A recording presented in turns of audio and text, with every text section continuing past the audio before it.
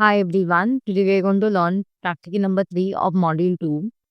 The purpose of this question is to visualize the relationship between all numerical column, that is salary, experience and age, using a C-bond pair plot while using color hue to distinguish the employee from different departments.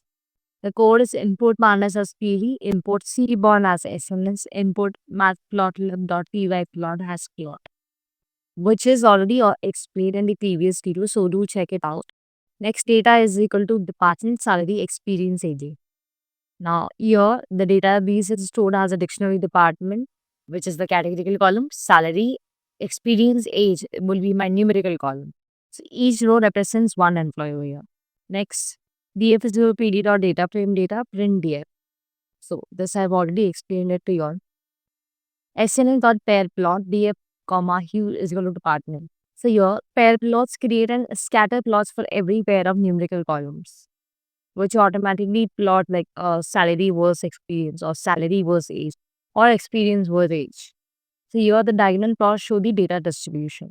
Now what do you mean by pair plot? Pair plot is basically shows the relationship among salary, experience and age using color so that to distinguish the different department and we can compare their data patterns. So if you want a hue is equal to department which uses the different colors for HR, IT and finance. So it makes the category wise comparison easy. Next, we have plot dot subtitles pairwise relationship of numerical column y is equal to 1.02. This means that it adds a main title to the complete pair plot y is equal to 1.02, which means that it moves the title slightly upward to avoid the overlap. Plot dot show, which displays the graph. This is the output, the data set which we created in the dictionary and the graph. So, which give me the different colors for HR, IT and finance and accordingly make the comparison, the category wise comparison. That's it for today. I hope you all have understood. Do let me know if there is any doubts. Thank you.